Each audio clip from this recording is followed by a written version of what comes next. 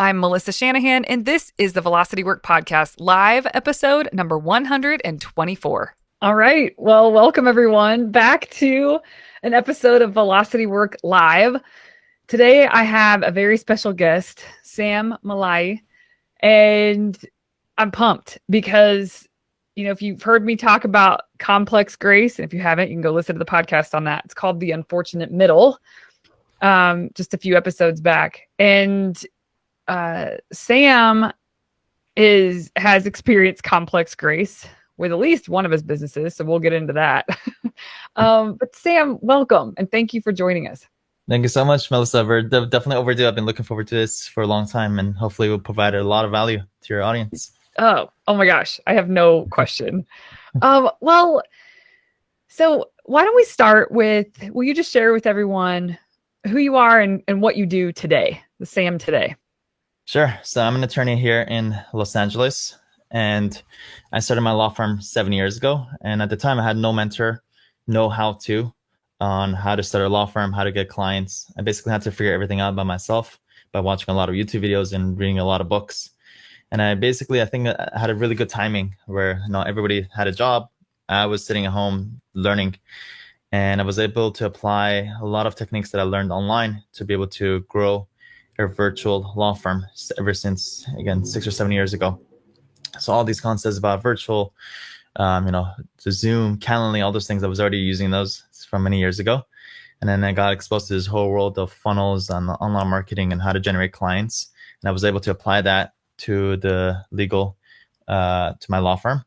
And I pretty much figured it out, and I started replicating it over and over and over and over. And I started doing it for other lawyers.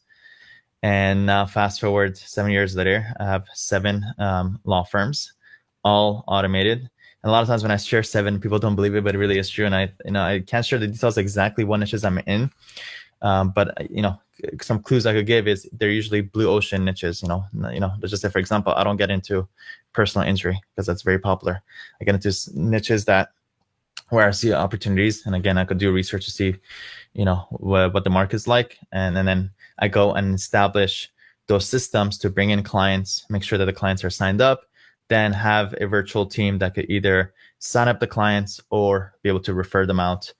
And I've been able to replicate that. And now I've been pretty much on the business side of law firms. And now as a passion project, I also teach this to other lawyers, how they can grow their own automated virtual law firm so that the law firm is completely virtual. And second part, which is I think the cooler aspect of it, is for it to be automated. A lot of online tools and using virtual assistants for the operation to run and so on. Okay. Questions. I did not know that about the 7 law firms. How come, I'm sure there's a really good answer to this. How come it's 7 different law firms and not one firm with 7 different areas? So each one is its own practice type. So yes, there are times where you could have one practice type that has different services, but yeah, these are completely sometimes different practice types. So its own entity, its own structure, its own goals. Sometimes, again, I'm starting at different times. So, I come with a new idea. So that one has its own entity and its own structure and its own goal. So that's why at this point, 7. And it feels like at this point, it's like I'm like holding myself back from even doing more. But I just have to kind of limit it and just make sure we have the structure in place before we move on to the next one. Yeah. Smart. Well, okay. Another question is, you could just tell me to can it if this is not a good direction to go. But how come you don't say what they are? Is it because they're so niche that it's important to not talk about them so you can dominate the market? Yeah, I mean, because at this point I get copied and I get people looking me up so much. I've been trying to limit that as much as I can. So yeah, there's some that I've shared very openly exactly what I'm in. But some of the new ones the one I could say in the past year and a half, I have the fastest growing this type of law firm in the entire nation. But I'd rather not share what that is because I don't want people to look up to see what that is. What I do, it just opens up a can of worms that I don't want people opening up. Okay, no, that totally makes sense. Well, okay, so that's Sam today and kind of what you're up to today, and you have a family too, right? Mm-hmm. Yes. Yep. Yeah. Do you want to say a little bit about that? Like, what's your family structure like? Been married for 3 years, and we have an 8-month-old, very cute baby girl. Congratulations. Thank you. And so some of the questions I often ask, one of them is like, tell me about when you lifted your business off of the ground, because that is not a cakewalk to do, no matter who you are or what you're building. Um, but I do want to know that. I also though want to know almost back further. I think I may start back further and then come back to that question, which is you have a really unique story with your upbringing, and I would love to know more about that. You're born in Iran, and you mentioned just briefly that you moved here when you were 8, and there's that a lot of what you saw and went through shaped you and how you think. So I would love to know, yeah, you want to tell the story a bit Yeah, from yeah, okay. let's share. So I was born in Iran, which is at this point a regime, which is a very hardcore religious regime or government who runs the show. Amazing people, very smart country, very educated, cultured people. But unfortunately, the government is, very strict with how they run the country, and the people are trapped. So since the revolution happened, I believe in late 1970s, people started leaving based on religious discrimination. And I'm Jewish, so a lot of Jewish people left, in the 80s and 90s.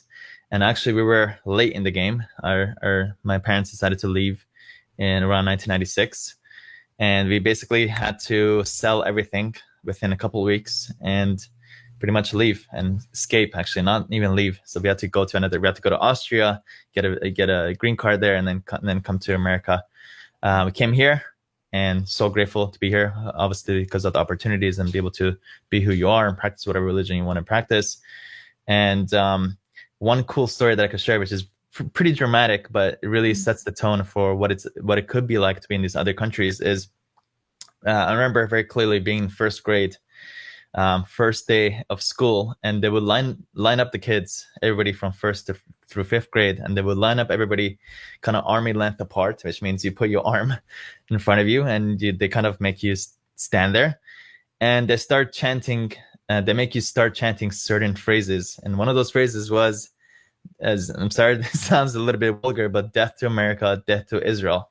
At the time, I was like a little kid. I have no idea what that means. I knew what Israel was because I'm Jewish, so I would stand there and chant "Death to America," and I would skip over "Death to Israel" because I was, at the time I had no association with America, but but I knew what Israel was.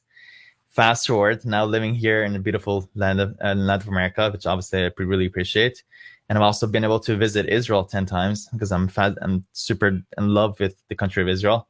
Just like the two worlds apart, from going from that to now living here, I could definitely see the dichotomy of how the government can be so corrupt and how they could hold people back.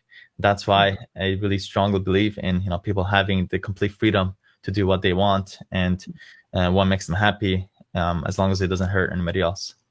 Yeah. Wow. What? Yeah. When you guys left Iran, what was that like? I mean, was it escaping?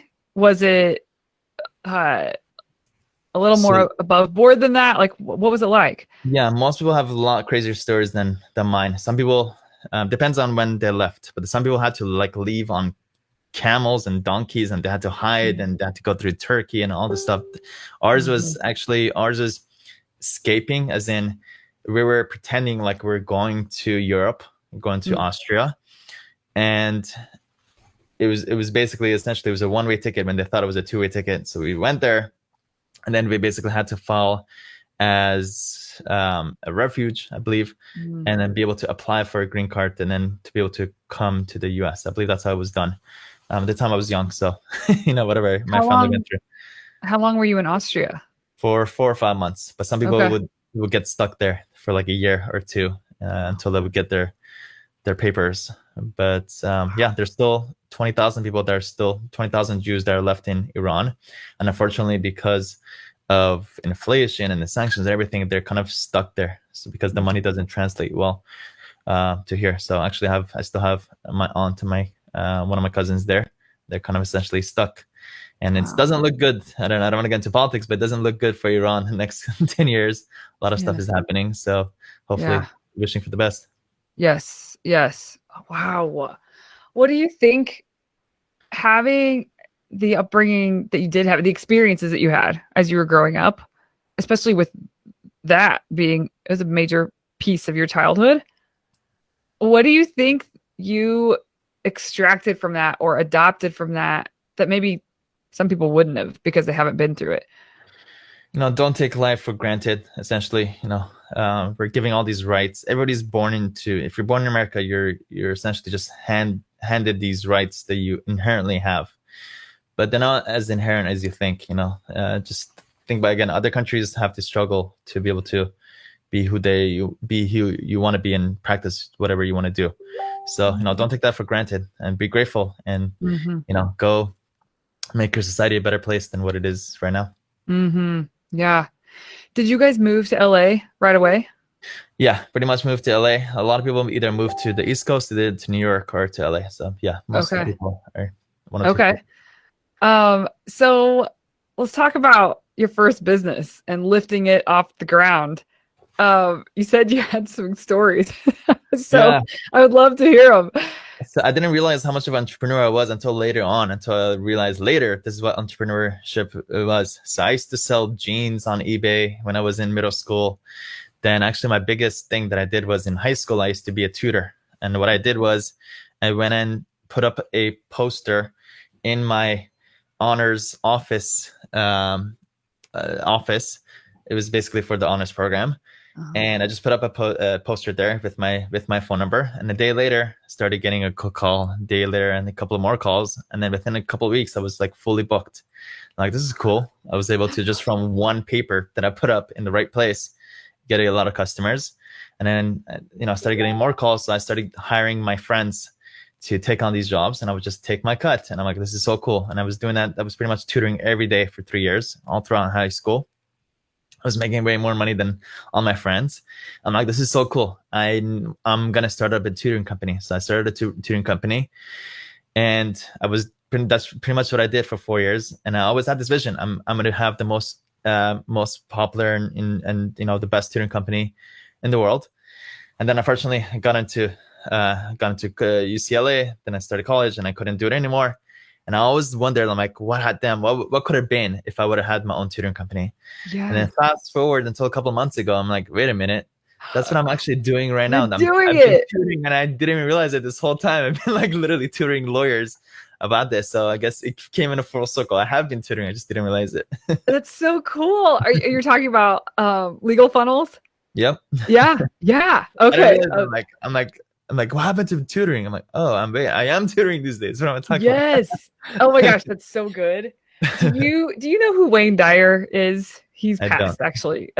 He was a spiritual teacher, author, and I heard him one time talking about he just wanted to be a teacher. That's all he wanted to be, as a teacher. And everybody said, you're never going to make money as a teacher.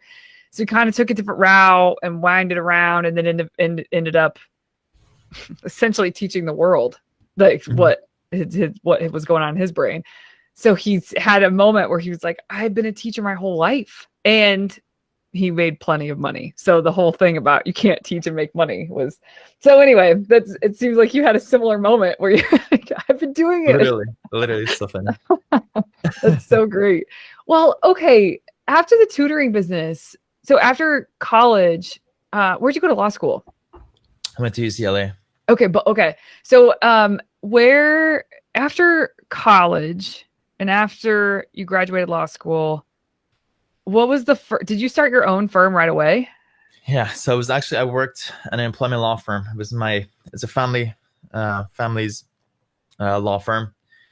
And before I went past the bar, I started having doubts about being a lawyer, at least being a traditional lawyer. And I'm like, wait a minute, I'm like waiting for my bar results, but I'm already like not really looking forward to this. Mm-hmm.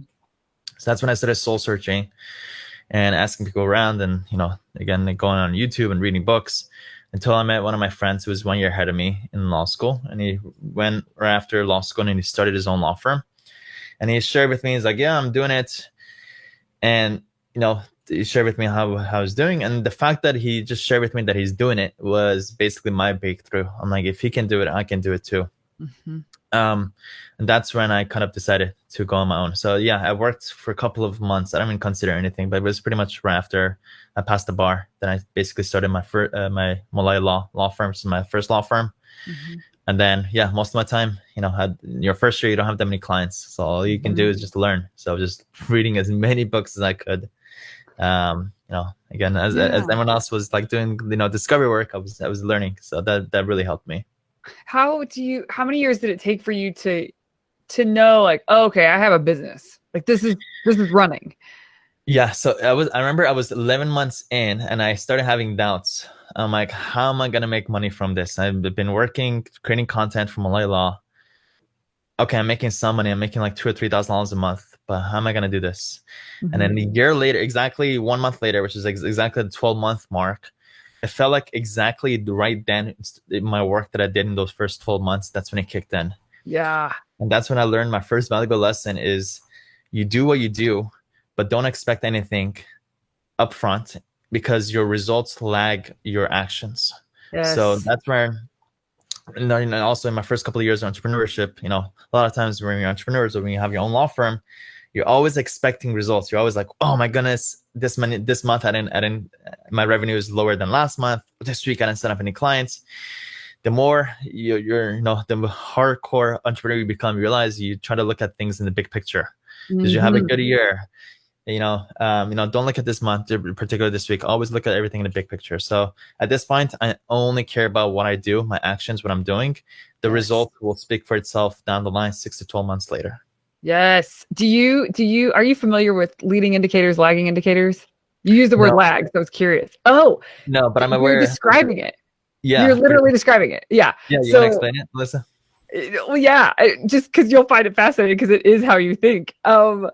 Leading indicators you have more direct control over, and you can measure them along the way. Where lagging indicators it's like it's the result of the leading indicators. Like, and so it's easy to set lagging indicators like a revenue goal or a profit margin or like whatever. There's a number of cases open in a year or whatever, but you have to do work to get there. And so leading indicators are basically you breaking down how you're going to measure the work involved that will lead to the lagging indicators. So anyway, Exactly. I mean, Another way that's how to you explain think. it is like, what can you control?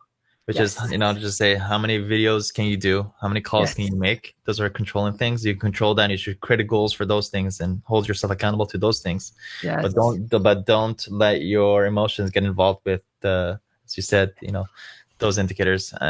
So yeah, Sam, brother from another mother. This is so great.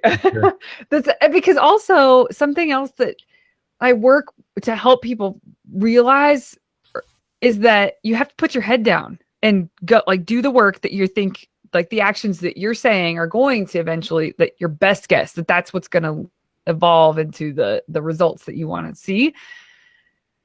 And people get all up in their heads. They stop too early and look around. They're like, this isn't working, just like you said. I'm like, just keep your head down. Just go. And then lift your head periodically, on a cadence where you can actually look up and see the fruit of your labor and see the headway that you have made. Sounds like you're really good at that. Yeah, I think it comes down to cutting out the noise, especially in the generation that we're in. Because of social media, we see posts. We're all part of Facebook groups, and somebody says, "Hey, what do you guys think about this?" And then now a bunch of people are commenting about that and giving their insight, and then there's more people that are searching about that to see what that is. Most people don't need new things. Yeah. I used to be like that too. Whatever I would find, I would try to do it. Now at this point, I just park it. If I find something new, I don't sign up for anything. I just park it. Yes. Take a look at it in a very dedicated time for those things. So just cut out the noise. Just cut off social media from your phone. Yes. You can access it on your computer, but just cut out the noise. Yeah. Okay. Do you do that? Yeah. You cut out what's your habits around social and engaging in that way? I have no notifications on my phone. So nothing incoming to me. I'm always trying to be in control. So if I need to text somebody, I'll go text somebody, but no one's ever going to interrupt me. So that's one practical thing. Yeah. Two is there's been times where I don't have TikTok on my phone right now. There's been times where I had to cut out Instagram. So ideally, yeah, I do know it's best to not have those things on your phone. Yeah. But the notifications thing is a very practical thing that anybody can do and everybody should do. Yes. Yes. I totally agree. Do you do it for email as well? Yeah, email. Thankfully, it was actually one of my things that I was like stuck at for 4 years. When I was figuring out how to get clients and all that stuff, it was basically directly proportional to how much money I would make was directly proportional to how many emails I would answer. So I found myself answering emails from like 8 in the morning through 10 at night because again, if I just answer this email, I could also sign them up for another 2K. So let me just answer this email too.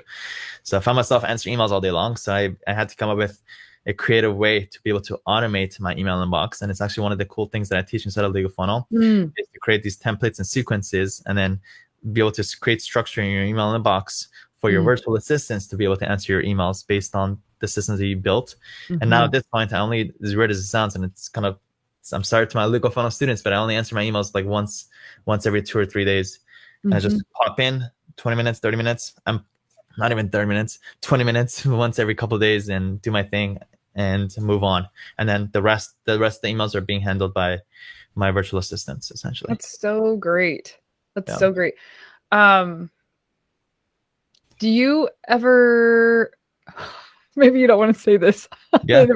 Well, so I recently have assistants helping me with my email. And one conversation is, I don't want, when an intro comes in, and I probably need to get him out of my own way with this, but I don't want me to never be involved. It's almost like hey, Melissa, someone's writing me, introducing me to someone, and for the assistant to take over and say like, here's her availability.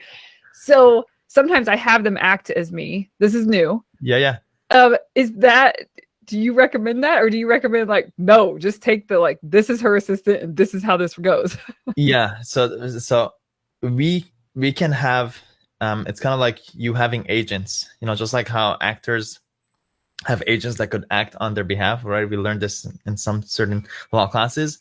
Well, I have virtual assistants who are my agents, which they're acting on my behalf. That means I am responsible for what they say, but they could also act on my behalf to move things forward. So yes, I do have, again, a lot of hundreds of emails a day that are being answered from my email inbox, but are actually being handled by virtual assistants. That's been my reality for the past 3 years. And I can tell you nothing has happened. Nobody has gone sued. Yeah. And everyone's okay. And things are being handled. The work is being handled. Leads are being talked to. Clients are being, everything is being handled. So I do see it as one of those limited beliefs that a lot of lawyers have, that you feel like, I can't trust other people to do things on my behalf. It's okay. You can do it little by little. It took me some time to build this up, but yeah, it is totally possible. And again, you got to think about your actions. Is it sustainable for you to answer your emails for the rest of your life? I hope not. I really don't want you answering your emails for the rest of your life. That's not a good life to live. So yeah, you have to find ways to be able to get it off your hands. And this is one practical way to do it. Yeah, it is. I mean, it's so necessary to, at some point, you have to overhaul how you're thinking about email. Email will eat you alive if you don't, just like what you're saying. And people don't do an overhaul with like how they approach it because they're scared. Just you mentioned that, and I believe that they're scared of what that might mean, or the trust factor. I'm sure there's a lot of different reasons. There's ways. Again, there's systems and things. There's a system to the madness. So to create the actual language that they use, and they'll know how to use it. And people are, your virtual assistants are not robots. They can think for themselves. A lot of people who are not familiar with virtual assistants, they think like they're like robots, or they're not smart. They're actually very smart, sophisticated people. Yes. And it's a lot of times I trust the virtual assistants way more than somebody I have sometimes in-house or somebody in here in the United States. So yeah. Again, it's because it's new. A lot of people question it. Whenever there's an unknown, you always like your mind goes towards why this shouldn't work, and what about this risk, and what about this reason? I'm like, let me tell you the opportunities and benefits that come out of it. Let's talk about that, and then we'll get to the downsides. So yeah, so good.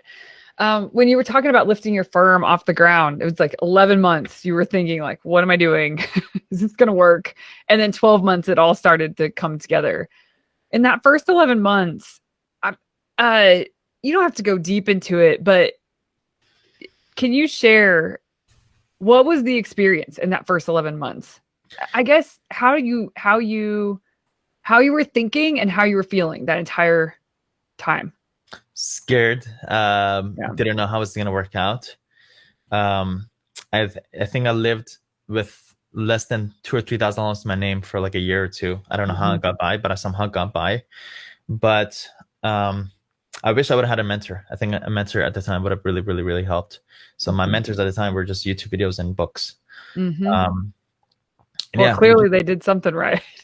That's yeah, a good. I mean, if you don't have a mentor, you found it anyway in the ways that you could. Which, yeah. But it definitely, I would say, mentor beats all those things by far. yes. Having somebody who's done it before you to just lead the way for you. Mm-hmm. But yeah, it was pretty much do whatever I can to bring in any clients, and I think I got most of my clients through content marketing, which is basically writing blog articles and going on Quora. I would answer questions on Quora and write blog articles. That was pretty much the only way I would get by. And then that's when I started learning about funnels, like on my second year, and paid ads, Google ads, and Facebook ads, and all that stuff that came in later. Okay. How many years has it been? 7, did you say? 7 years. But yeah, it's Okay. been a progression. Again, the startup phase, then about learning about client generation for a couple of years. Then the last 3-4 years has been about automations and systems and people. Mm-hmm. Okay. Very cool. Now, if you want to lift a firm off the ground, how long does it take you before you feel like, oh, okay, here we go? You wouldn't believe it. Within a couple of days, I have a new law firm. But I mean, generating what you want it to generate. Yeah. Generating within a couple of days, I'm off the ground from scratch. Because I've been through it again. I've been through it before, so I know what it takes. It's usually research to see how do my competitors get clients, and it usually comes from very specific sources, and there aren't that many. So it's either going to come from Google or Facebook, as much as I'm concerned. So I'll go look to see what's going on in those two places. I go learn from that. I go get certain information that I need for every type of new law that I get into, such as qualifying questions, like how to qualify a lead. What's the people who are who's the who, and then basically at that point I go and prepare the ads. Again, either Google ads or Facebook ads, and then I create the campaign within a day, get approved, create a Google sheet to make sure that I'm tracking the leads, and wait to see whether my hook, whatever I created, works. If I start getting leads, great, put on a virtual assistant, go call up these leads. Here's a retainer, go sign them up. If you sign up the clients, great. At that point, do we serve them ourselves, or do we refer them out, or what can we do about them? That was it. Then within a week, we could definitely get things off the ground. And if you guys don't believe me, let me just share this. I have a packet. Every time I get into a new niche, I basically go and research it. And so this is all the different practice types that I've been able to kind of learn and get into. Yeah. Do you hire associates? If you don't refer them out, do you hire associates, or do you actually? Yeah, always. Yeah, I'm not gonna do any legal work because that's not my desired zone, and that's not what I'm good at. So yeah. I always have to surround myself with my compliments. So I'm not a salesperson. I'm more behind the scenes systems and things like that. So I always surround myself with people who can talk. Yeah. People that can talk, essentially, because I'm kind of like the brain behind it.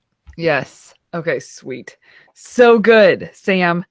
Well, okay, tell me, we talked a little bit about this before the show, just to introduce the concept, but you knew exactly what you wanted to, like, one thing that you could share. I ask people, what are the we things that matter to you? And something did come to your mind. Will you share a little bit about that? Yeah, you want to explain the we things just in case the audience? I do. And maybe this is the first time, but it's on my podcast and it's been in every show up to this point. But the we things are the seemingly irrelevant small things that make a big difference with your success. So you can think about this as the things that will tee you up well. It's preparation. It's how you operate. There's the small things about how you operate that really set you up to have a sense of ease and flow when it comes to execution, or doing the important things in life. So yeah. It's 3 words. It's daily micro improvements. Okay. It's a mindset shift. You're gonna have that every day you're a little bit better, and whatever you're working on is a little bit more refined. Yeah. And I realized this when it came to the funnels, is that it's very relatively easy to put up a funnel or something. You put up something to bring in new clients, but most of the result comes from that constant refinement based on things that you learned from you putting it up. So I usually just put it up right away. See what happens, and then from that, off data, what's Mm-hmm. working, what's not, different languages that I use, see what's working. So it's that constant refinement, that constant improvement every day in every aspect of all my different law firms. There's something that's always being improved. And as soon as anything is stagnant, that's when it kind of goes down. And that's when when I don't have time for it, I go and hire a managing director, somebody who Mm-hmm. can oversee it and be on the lookout to see what's going on and know the numbers, so we can constantly refine it. But yeah, it Mm-hmm. really comes down to daily micro improvements. That's good. I mean, do you at the end of every day take a chance to reflect, really kind of capture the lessons learned, so to speak, or the things that need to be tweaked? Or, I mean, it sounds like it's ingrained enough in you now that it's the lens that you look at everything through. So it's not like you need an activity at the end of the day. Is that fair to say? No, it is true. It usually comes to the thoughts and whether you should change. Usually comes to you when you step away from it. So Mm-hmm. what I do is I have an app called Todoist on my phone, Mm-hmm. and even after I finish off work about like at 5 or 6, at that point when I step away from my laptop, that's when like things come to me. It just like comes to me. It's like Mm-hmm. also out of nowhere, it's like, oh, don't forget to do that, or don't forget to refine that. So right away, I don't just say, oh yeah, that was a good idea. I just put it in my phone, write it right then and then. And as soon as I wake up in the morning, I either add that to my schedule to do that day, or push it back to maybe Friday, or delegate it right away. So I know always what I'm gonna do with it right then. Or sometimes scratch it, maybe park it, and maybe Mm-hmm. think about it later. But it's that constant, new things that come to you, write it down right away. So you can, when you sit down, that's when you can go and implement or delegate it off. Mm-hmm. Mm-hmm. Yeah. I mean, if someone wanted to really adopt or take seriously for themselves the daily micro improvements, but it's not enough of an ingrained thing yet, how would you say they should get started with being able to do that? It's having a mentor who, one, mentor. Two is you create a Google Doc or a sheet where, as your day goes, if you have questions or things that come up, write it down. Mm-hmm. And then ideally, that's what I do. I have a mentor that, as the day goes, I'm like adding things to it. What about this? Mm-hmm. I'm thinking about hiring this person. I'm thinking about this decision. I'm thinking all this stuff. And then finally, when I do talk to him on the phone, I just go down the list. What do you think about this? And then, like, based on feedback, within a second, I just accept it, and then I just use that to kind of guide me on what I'm going to do. So it really, Mm-hmm. really, honestly, really does help to have somebody that you can ask questions, get feedback every so often. I have a mentorship program that we do that every 2 weeks. So I try to provide that kind of value. Mm-hmm. But yeah, that practically, that's what it takes: a Yeah. person, and it was a way for you to be able to capture those questions and answers. Yeah. Yeah. Yeah. Yeah. Okay. We're getting some insight into how you think about business, or like the mindset that you bring to business. How does your business mindset show up in your personal life? It's all about expectations. Mm. A lot of people just have expectations of how things should be. Mm-hmm. I'm not making enough money. I'm not doing this. So how come I'm not getting clients? These are all, like, again, your focus is going to what you think you deserve. Mm-hmm. Instead, you got to realize nobody owes you anything, and the world doesn't owe you anything. So, instead, don't think about what you get out of it. Always try to, again, it's an ongoing thing for everybody, is to think about how can I give first without expecting anything in return. It's a lifelong journey that we're all on, to constantly refine ourselves to be all about giving, but that really is the secret sauce to life. How do I know this? Is because I'm a religious person, and ultimately the very important question is, why did God create the world?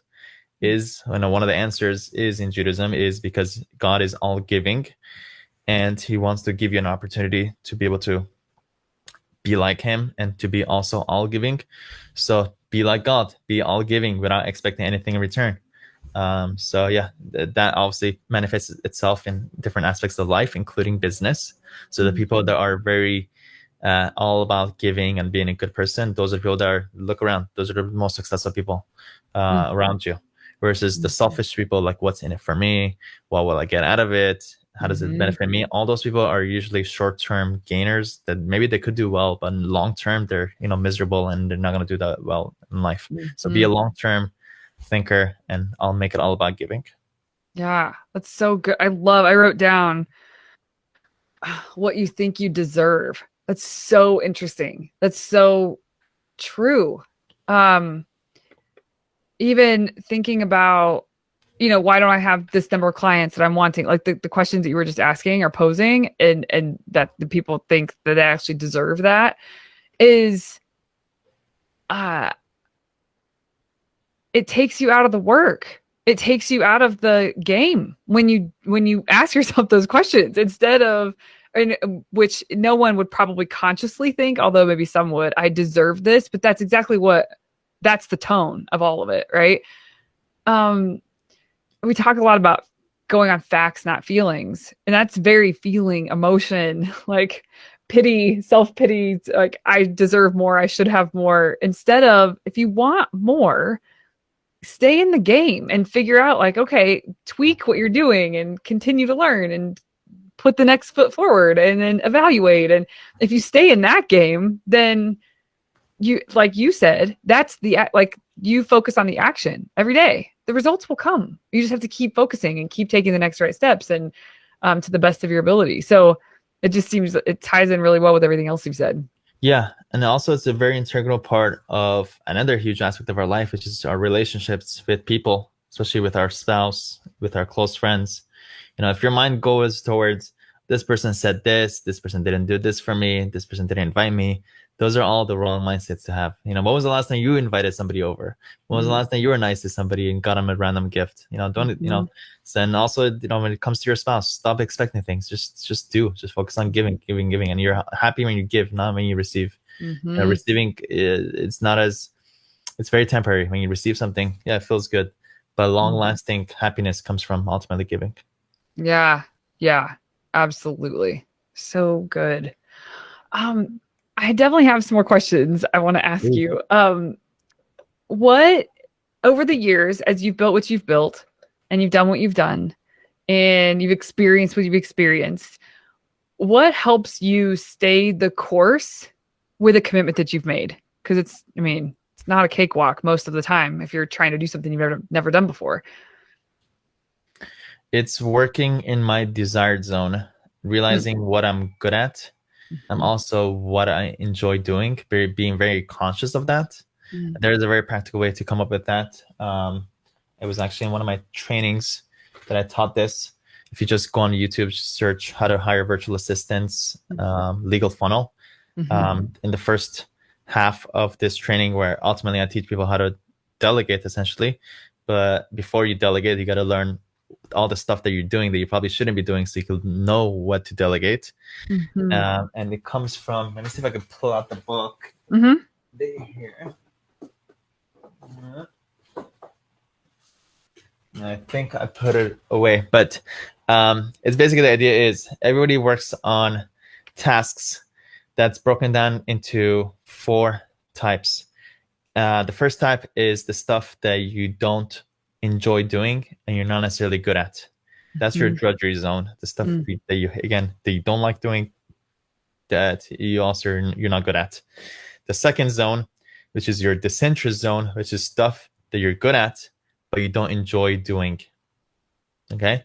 The third zone is stuff that you enjoy at but you're not necessarily good at, such as creating your website. Maybe a lot of lawyers create their own websites. That falls into that thing. And the last zone, which is where we want to be, is your desired zone, which is all the stuff that you're good at and you also enjoy doing. And that's where I think pure success comes from. That's what success means to me. Not necessarily how much money you make. I want to be a happy person and a successful person working in my desired zone. As long as I work in my desired zone, I consider myself a successful person. So I'm very conscious of what those things are, which for me, I could share with you, it's creating systems, creating and just creation, I think, is the ultimate common denominator. And then everything else has to be handed off to other people who can do it better than me, or automated using tools that can get a lot of these things off your hands, or eliminate it completely. Stop doing those things. So every day I wake up, I get out of bed. Today I woke up at 5:30 for no reason. Maybe it was because the baby was crying, but besides that, I could have stayed in the bed, but I got up and started working, and I'm happy every single day because I'm working my desired zone. So if you're not happy, you feel burnt out, go figure out what the stuff that you enjoy doing, what you're good at, and hopefully be able to over time be able to hand off everything else or eliminate it completely or learn how to automate it. Can you say the names of the 4 categories again? Drudgery was the first one. What were the other names? Yeah, or do you remember? This is not, by the way, it's not my thing. That's Yeah. why I'm gonna pull out the book. There we go. I found the book. Oh, cool. The book, it's called, let me put on my camera, Free to Focus. Oh, yeah. Free to Yes. Focus by A lot of my Mollaei. clients, a lot of my clients love the Full Focus Planner, which I think he creates as well. I believe so. Yeah. That's where it comes from. So if you're like interested in that, Cool. either read the book or again, share the video where I give a worksheet and you can follow along to fill that out. And I give examples for lawyers, what that is. Cool. So yeah, it's all there. I'm not sure. I forgot what the names are. I think it was Drudgery Zone, Disinterest Zone, something else, and then Desired Zone. I forgot. Okay, cool. Yeah. That's so cool. Yeah, I'll have to check out your video, and everybody here should do that too. There's not anybody listening to this podcast or this live that should not go check that out. So that's great. Okay, excellent. So you would say that is doing that thing, making sure that your focus is in the interest zone is the thing that allows you to continue forward with your commitment. Even when stuff is hard, you still get to show up for the work that you enjoy. It's not drudgery. Exactly. Yeah. I would also, that makes me think that you likely, not that you don't push for things or you want to see certain things happen by certain time, like a deadline, meaning like a goal. So you have a goal you want to meet at a certain, at the end of the year, let's say. My hunch is you strike me as someone who understands or abides by, of course, you'll do what you can to get there, but it doesn't mean anything if you didn't hit it on time. You just stay in your zone of interest. You keep going. The goal will be hit. It's just maybe it didn't happen exactly when you were planning for, but it will be hit. Is that true? A goal or a task without a time definition is just a wish list. Yes.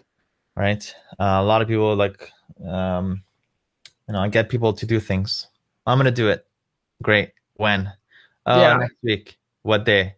Tuesday. Yes. What time?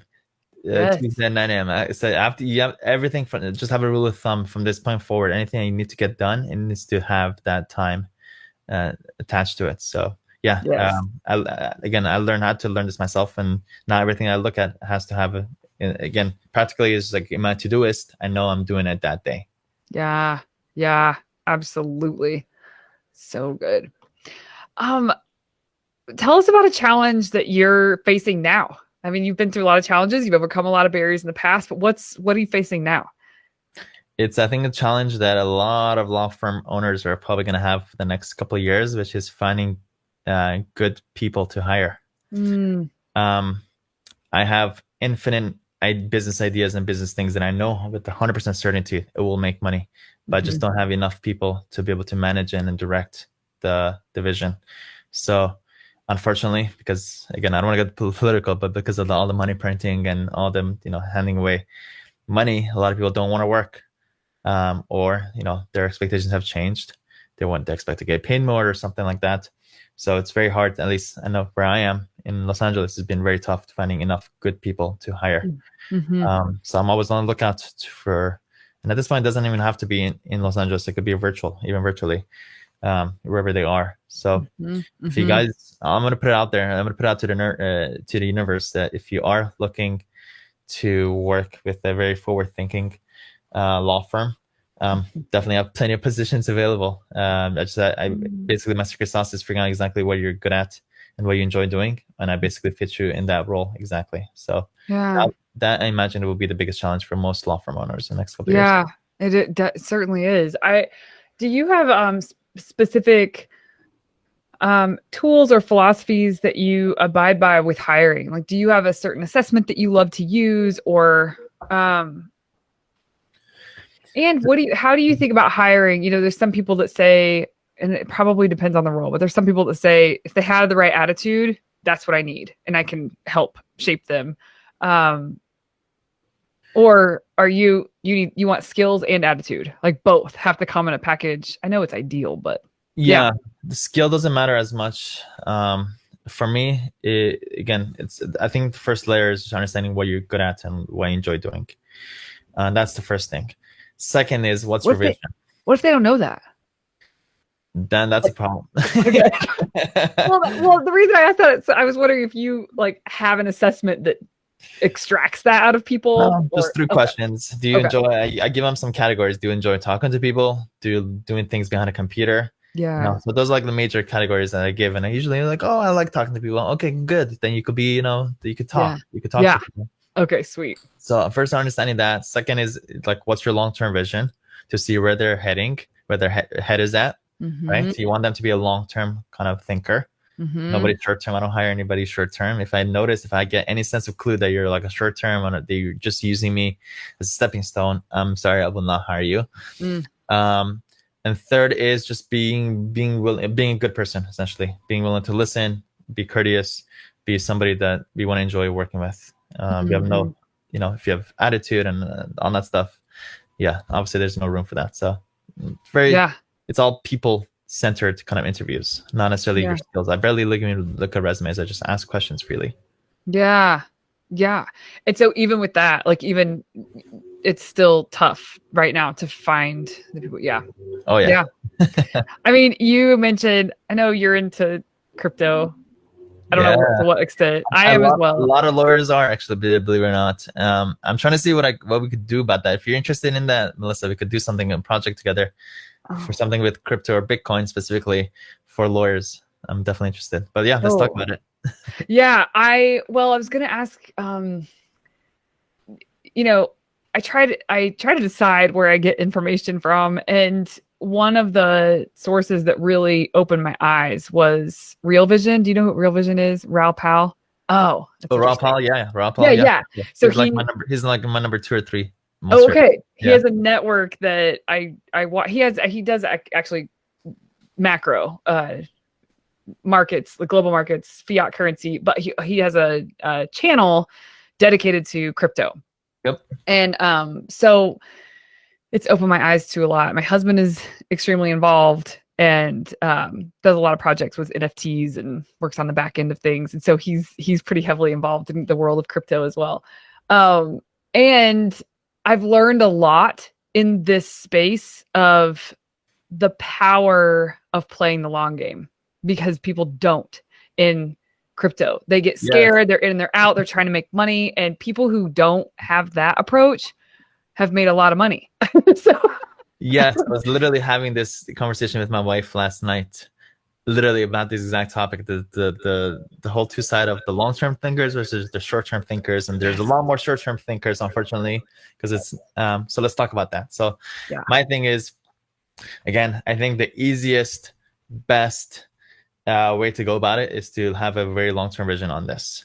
But I think the bigger part of the population, the less, I think, again, these are my opinions, I'm sorry if anybody's offended, less sophisticated people are short-term thinkers in business and life and relationships and in crypto, who are in it for the short term. What can I get out of this? Mm-hmm. And practically speaking, that's when you start buying like Dogecoin and Shiba coin and all the other ones and all the coins that probably you're like not that many people know about. You don't it's not a good path to go down. And yes, there are times when you can get lucky, and yes, you understand that these are all quote unquote like bad coins, and I'm not going to be holding on to it and I'll sell it within a day or two. And I've been around those people. I used to play poker just for recreationally with home games, and I knew the people that were like that, that were like short-term thinkers, and never really ended well. Mm-hmm. You could only take so many of those short-term decisions until you get burnt out. So yeah, I'm all about long-term. I got into crypto 5 years ago, and it really definitely helped to go and see it go from from where it was from 1,000 to 19,000, and then see it come drop back down to 89%. And I saw that, and I saw how people reacted to it, and I learned so much from that experience. And the same thing is about to happen again. We're about to go the next 3 to 5 months. We're about to see that rise and then come back down. And a lot of people are going to lose a lot of money just because they don't understand how these things work. They can't zoom out enough to understand this is a long-term kind of play. A lot of people, unfortunately, are going to buy when it's going up, when everybody's talking about it, and they're going to sell when it's going down or when it's already down. So yeah, I am a long-term crypto holder, especially the top ones, Bitcoin, Ethereum, and Solana. I'm all about that. And yeah, I do think it's life-changing, and it is a very a great time to learn about it and get into it. But yeah, be careful too. You need to get educated in it first before you get into it. That's true. I was just gonna see the charts that we really like. I'm just gonna see if I can find it real quick. But we'll see. The other thing I was gonna say that you just mentioned. Oh, you said it's life-changing. It's fun to see what I'm observing. It feels like, and this is straight from Raoul Pal. It was talking about it's like the migration from, and all the macro guys, the big macro guys that have been macro guys for decades are dumping it and going over to crypto, essentially, right? I don't know what they have left over in fiat currency, but and that this is like I heard Raoul Pal say at one point, people are saying, I want this and I want this and I want this, and they're frustrated with the markets. And it's like, it's right here. It's literally right here. Of what you're asking for is right here. But they get too afraid to cross over or learn or sink into the education of all of that. And so then they just stay where they are. And there's a cost to that. They don't feel it or see it, but there's a cost to it. So okay.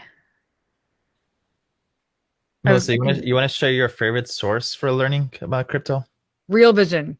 I did a podcast episode on them in February, I think. But Real Vision with Raoul Pal. And but if you type in Real Vision Network, it will come up. I don't know if it's .com or not, but it's an extensive library of education and conversations with incredibly intelligent people. It's like an unlimited amount of really intelligent people who are thinking through these things, and they don't all agree. So that's what makes it great, is that you get to see both sides of the coin with conversations and how people are thinking about this. What's one of your favorite sources to learn? By far, my favorite is called Invest Answers on YouTube. If you just go on YouTube and search Invest Answers, I found him, and he literally only had a couple thousand subscribers in January.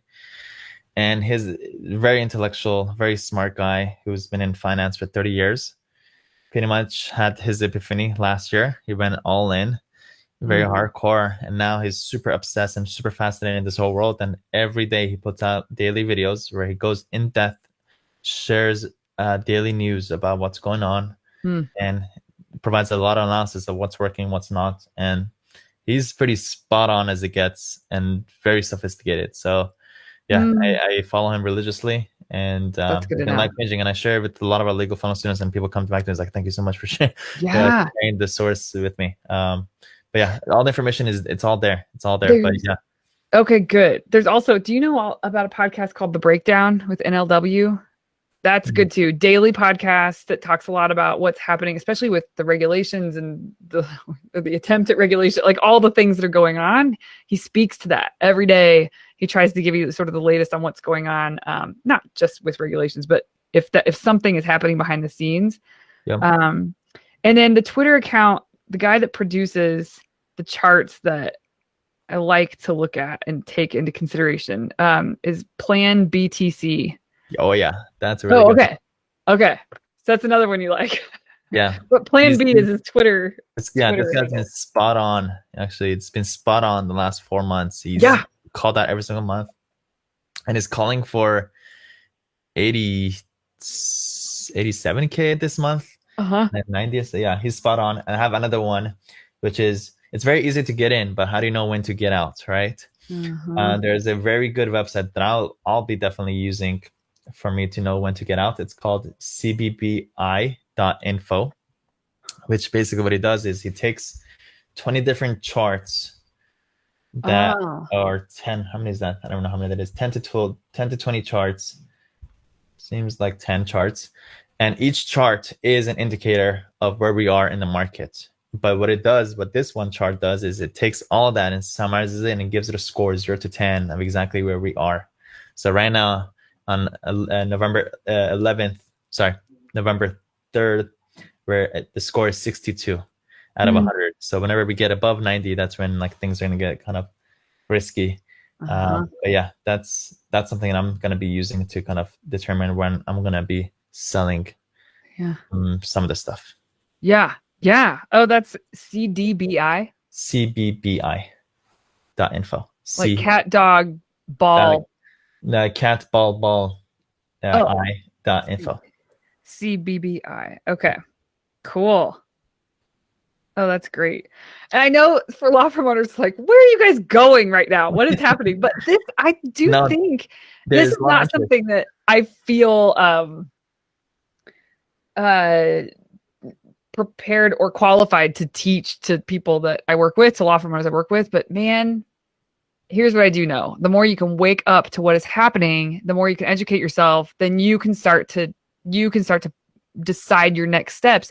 Because truthfully, a lot of people that are staying asleep to all of this, their next steps, there are decisions being made for them and they don't see it and understand it. You can actually empower yourself to have an awareness of this new world, and it's not going away.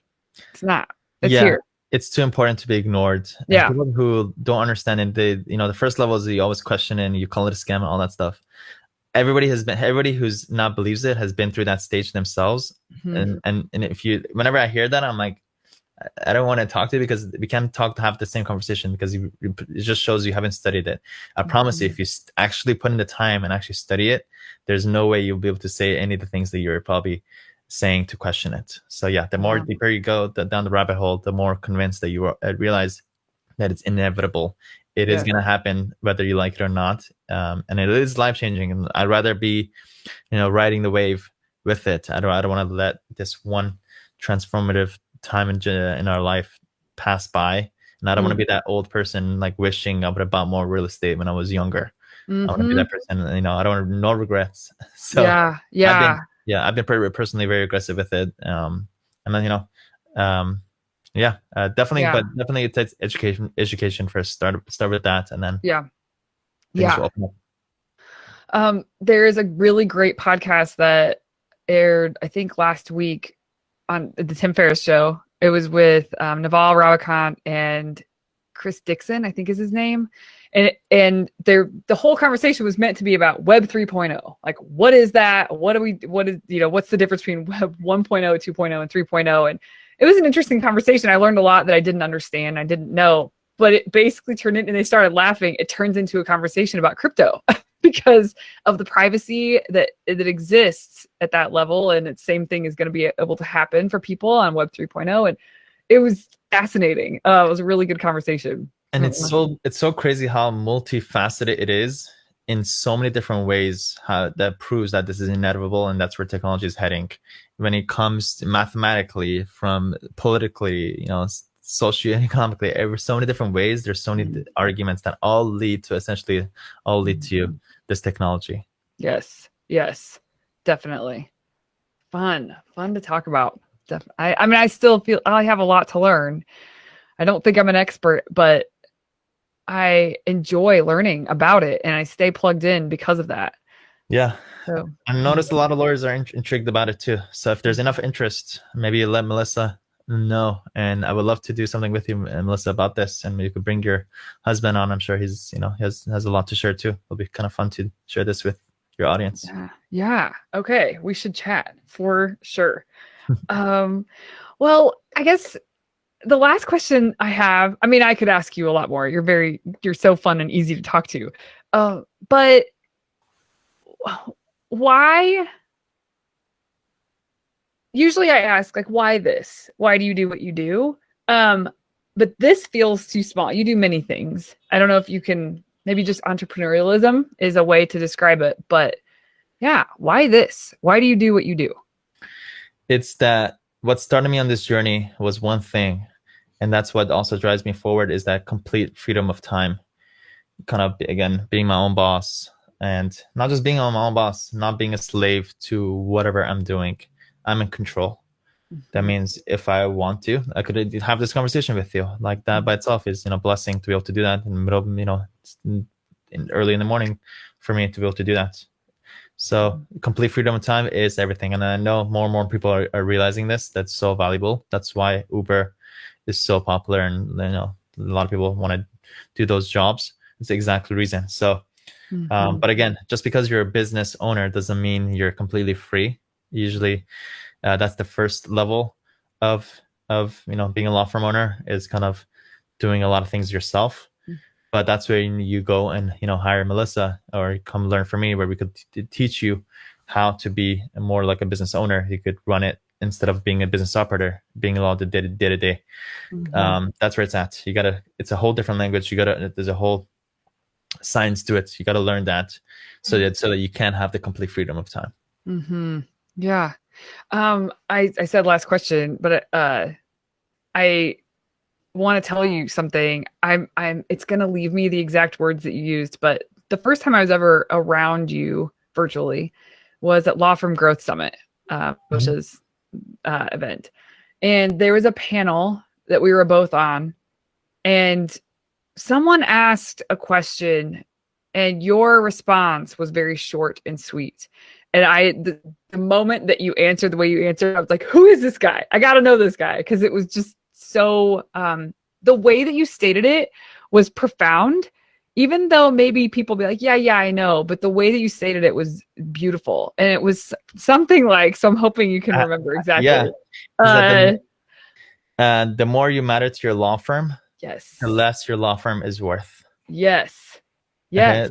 Again, everybody hears that. You're like, okay, that sounds cool, but not really. Like, dissect that. The more you matter to your law firm, the less your law firm is worth. So if you're an integral part of your own law firm, you're essentially the bottleneck of your own law firm, and everything has to flow through you. And you will, because of that, you'll always be limited by what you can do.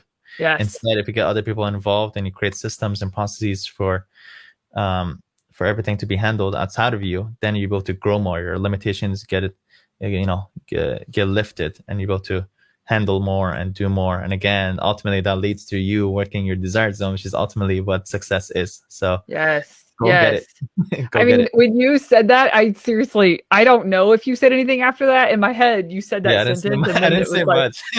Mic drop. I was like, boom! Nobody else here needs to say anything. It was just like, that was the point. And people try to create confusion and complexity out of things. Like, that sentence helps streamline how you should be thinking. Period. I just love the way you said it.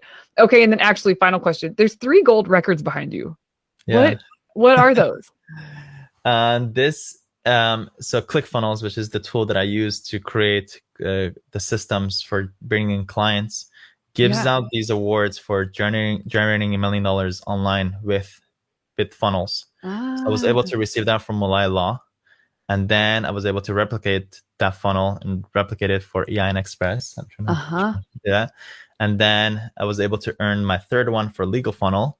And then also I was been able to earn my 4th one, but I'm going to wait till apply for next year. So I could say I got it in every year in the last 4 years. Oh, cool. So yeah, I could, probably say, and I have 4 7-figure companies, 3 of them being law firms that I've been able to do this for. And actually, good news is one of our Legal Funnel students from session 2, which is about over a year ago, earned his just yesterday earned his $1 million in revenue year to date just yesterday, which is really amazing news for us for Legal Funnel. Because and then one thing I always share about this is that if these awards weren't out there, I don't think I would have received it, or I would have went for it. But just because this vision was created for me, that's when I went and got in it. So whenever a lot of people have been like, oh, why is he showing off, or like, why is he saying that he's he did that, did well, is because once you hear that someone else has done it, you realize it's possible. And that's when you go likely do it. So it's not about showing off, it's just about just showing you that it is possible, so you can also do it yourself. Yes. Oh my gosh, so good. I'm glad I asked. Yeah. I almost didn't ask. Okay, cool. Well, thank you so much for being here. Thank you for coming on and Yeah. spending time with us and sharing with everyone um, just more about you, the human behind the businesses. Yeah. Thank you so much. Um, And I want to give you props, Melissa. I know you've been consistently providing value to your audience. Your mind is in the right place. And I want to give you props, and I believe in your mission and what you do. So I fully Thank support you. you, Melissa. So if Oh, anybody is on the fence of like, hey, I'm getting a lot of value, no, I trust Melissa. Go figure out exactly what she's offering, what she's doing, and just sign up for it. The value is there. The ROI for investing yourself is always there. So I thank encourage you you. guys, don't wait. Just go bite the bullet and just, you know, take Thank action. you. That means a lot. And yeah, and I think highly of you. So it means a lot coming from you. And also, sort of on the flip side, I mean, I don't legal funnels sounds amazing anyway, but there's things that you mentioned today that are a part of it that I wouldn't have known that, right? Like the email templates and learning about how to set yourself up to have assistants handle certain things. And like that feels like a no-brainer for law firm owners. I mean, that's not what I do, but it's what you do. So I think people should go check it out. Yeah, it sounds incredible. Is it Yeah. legalfunnels.com? Yeah. Okay. So yeah, I basically teach lawyers how to create their own automated virtual law firm, Mhm. which is encompasses how to get clients and how to be able to automate it through systems and virtual assistants for it to run on its own. And also, I'm also very good at collecting a lot of Google reviews. That's also really valuable. Mm. All that encompassed into a program, into an online coaching program. And yeah, so if you're interested, just Google Legal Funnel, or just you could also go on Facebook and search for Legal Funnel members who have a Facebook group. Feel free to look us Mm. up and apply, and we would love to talk to you. Do you, if someone is like, well, I don't know that I want a fully virtual firm, it still feels like there's a lot of value that they would get out of the program if they're not trying to exactly be you, but they want to lean that direction. Is that fair to say? Yeah, for Yeah. sure. Okay. Yeah, you incorporate different things that you learn about the virtual law model into your own practice. Yeah, you're not Yeah. gonna necessarily have to have a completely virtual Okay. and automated law firm, but yeah, you could definitely Yeah. take things and incorporate it. And then if you guys are listening to this and you guys want to join, apply to Legal Funnel, just mention Velocity Work and Melissa. Ah, That way we could kind of know where it's coming from. yeah. That's great. Thank you. All right. Thanks so much. Thank you so much, Melissa. All Appreciate it. right.